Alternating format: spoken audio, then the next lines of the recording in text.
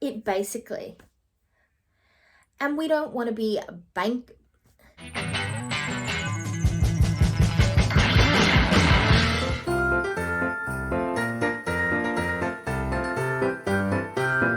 Welcome back to my channel, and today I'm bringing you day 4 of my Vlogmas 2023 series. This video is the palettes that haunt me, and it is a collaboration video I'm doing with Paula from A Beauty Guru Made Me Do It, who I'll have linked down below.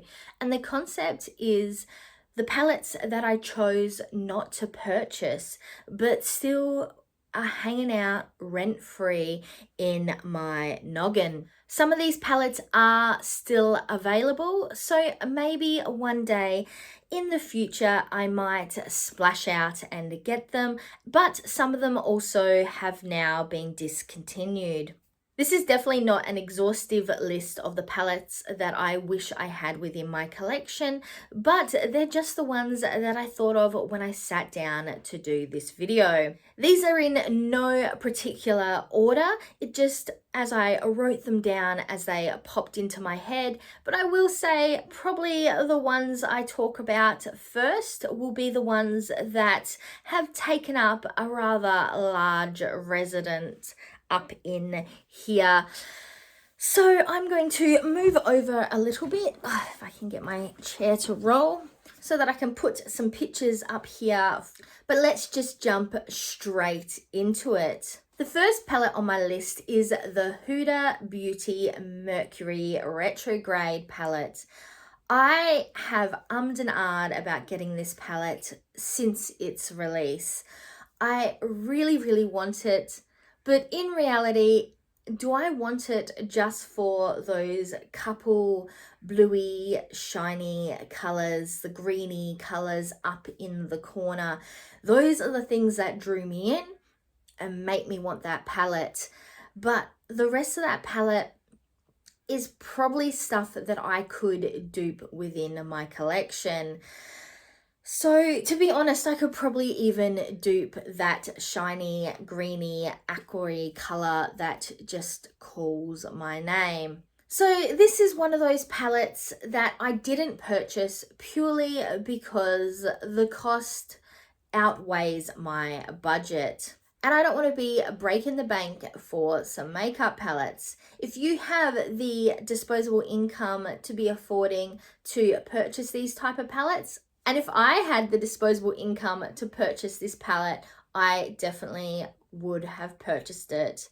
But at this point, it is not something I'm going to be splashing out and getting, though in the future that may change.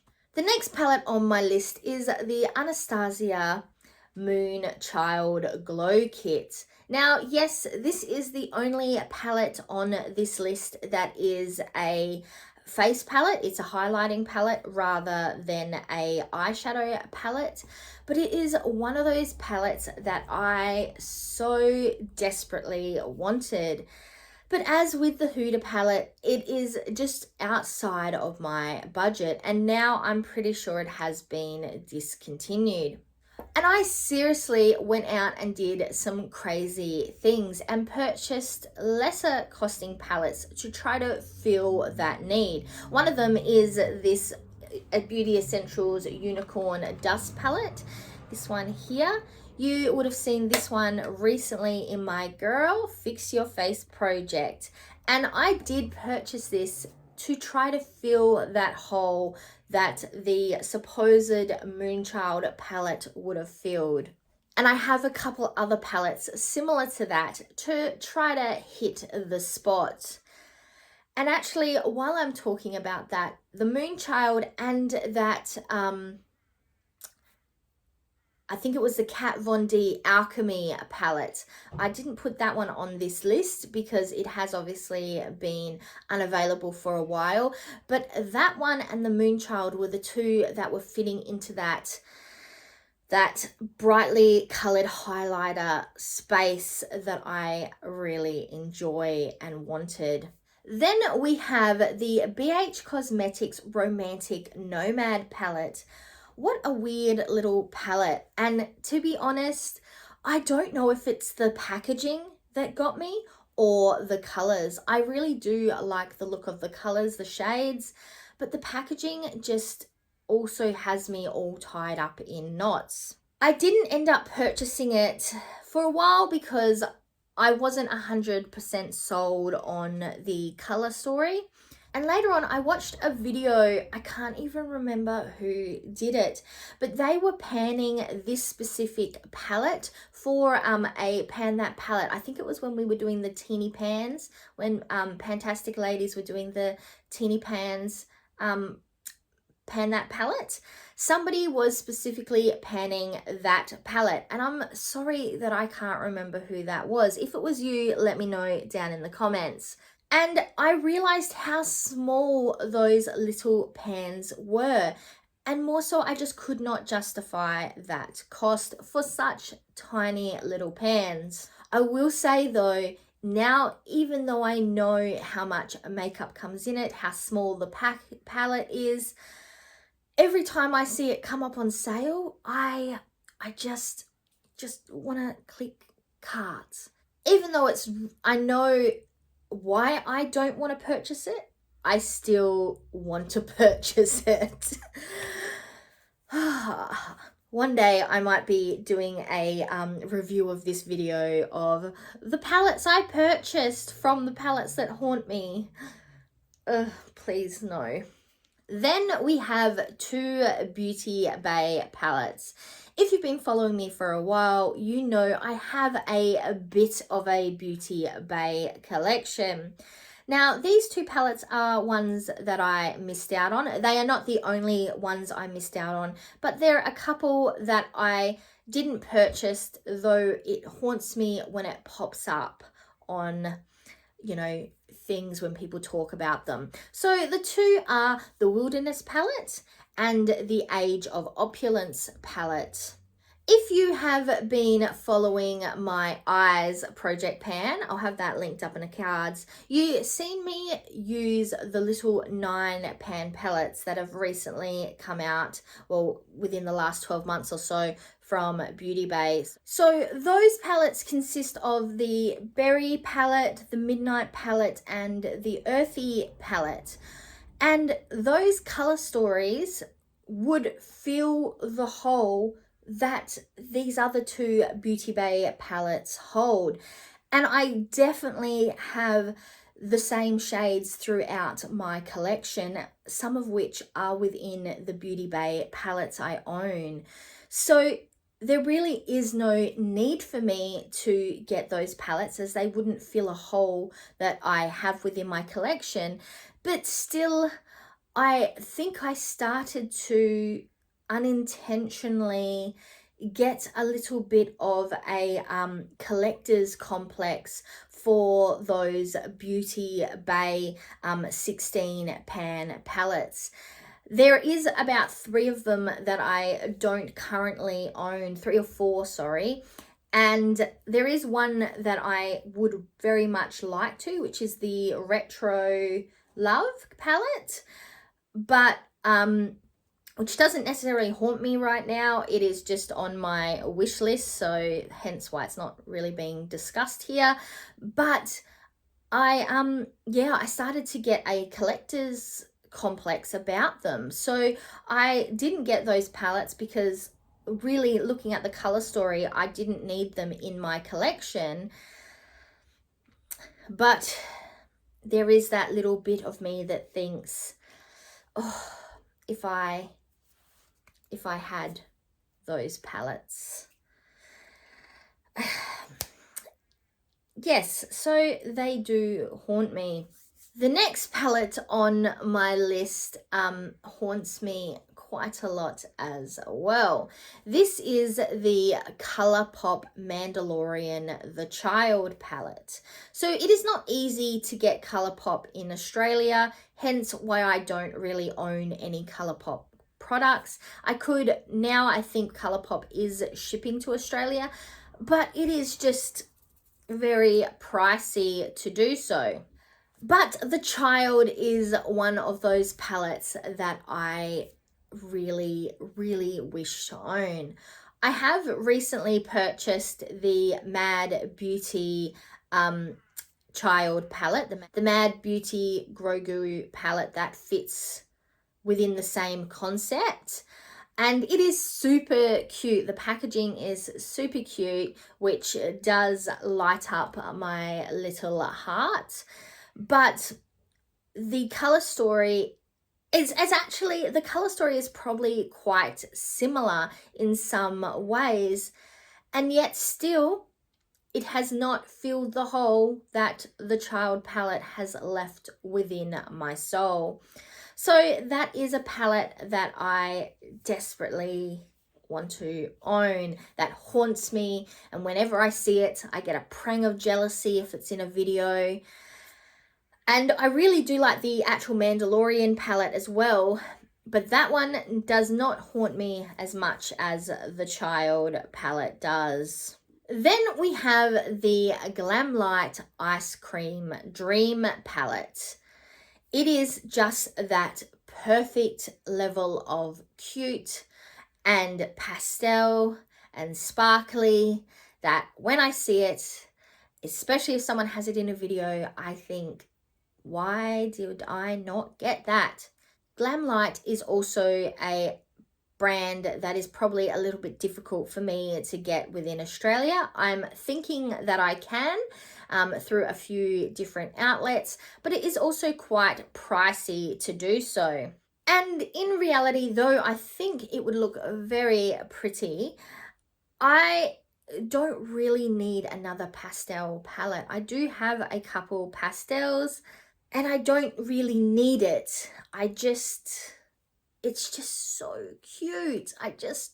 It's so pretty and it haunts me. It haunts me.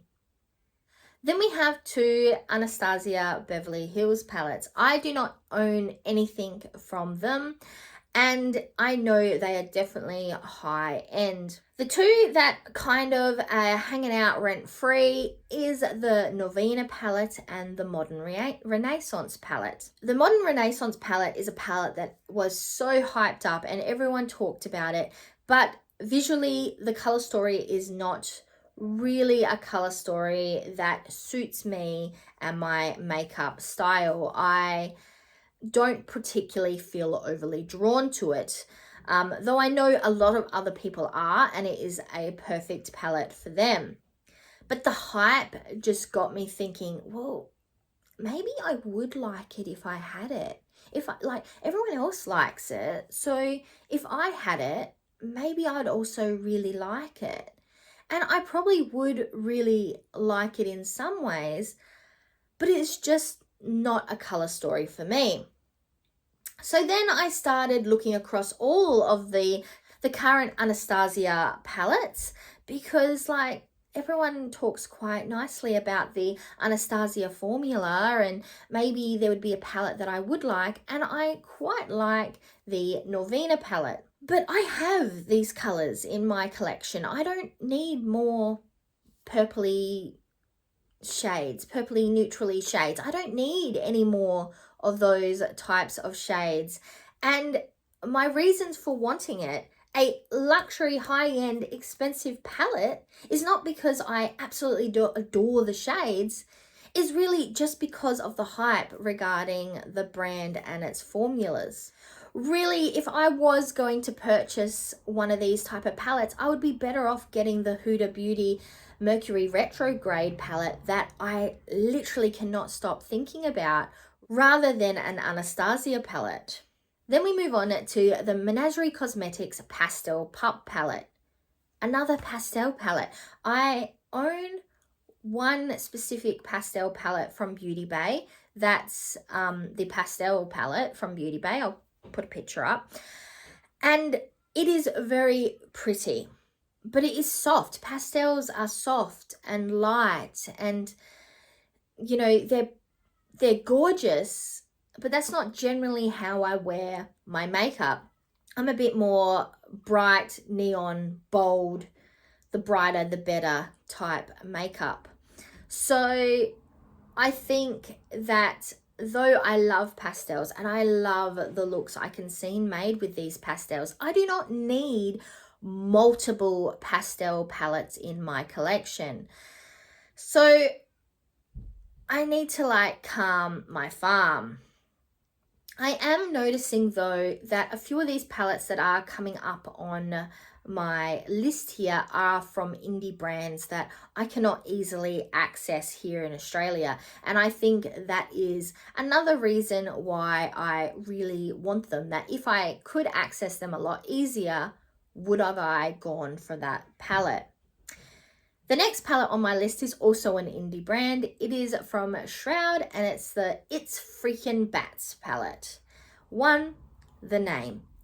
So cute. So cute. Bats, love them. The whole concept of it, cute as, but is that something I need within my collection? Look, I am a sucker for cute packaging, cute naming, cute themes, and cute colors. So really, you would had to have known that this palette got me hook, line, sinker, reeling me in. Now, the last palette on my list is not necessarily a palette, it is a eyeshadow formula as such. It's a brand of eyeshadow overall, and that is Viseart. So many people talk about the quality of Viseart. Emily Noel is one of them specifically. I'll have her link down below. And I know Paula has a few Viseart palettes as well. And there is a lot of talk and hype regarding the Viseart formula. So I just really, really want to try it. But in reality, that is so expensive and it is not really something I need within my collection. Plus, on top of that, last year, I think it was not last year, the year before, Paula was panning the one of her little Viseart Pro Petite palettes. And though she enjoyed it, I do remember her commenting a couple times that it wasn't as like, wow, as everybody made it out to sound. So I don't think I'm going to be purchasing any Viseart palettes anytime soon, but the like offhanded concept of owning a Viseart palette is back here in my brain. Maybe that is something that's worth doing a video on as well, is brands that I don't own, but I want to try them out purely because of the hype. Brands that aren't in my collection, but people maybe make me think that they should be. That type of video, because there is a few of those outside of Viseart.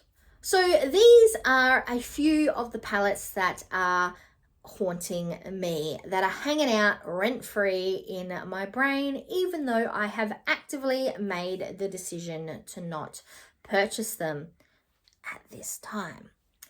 And even while doing this video, I was thinking of so many more palettes that I could have added to this list. But we don't have all day to sit here and discuss the palettes that aren't within my collection. And though I do feel like these palettes are haunting me, especially that Huda Beauty Mercury Retrograde palette, that one, it's, you know. But I would say some of my need for them, some of the reasons why they haunt me, is purely FOMO. Like, I don't have that palette and it's so pretty and everyone else seems to have it and they talk so good things about it. Am I missing out by not owning it? So really, I think from a makeup collection stance, I do not have any giant gaping holes in my collection that these palettes would fill. It is purely a situation of cute themes and cute packaging and pretty colors that catches my eye, and means that it's just hanging around, making me still think about them.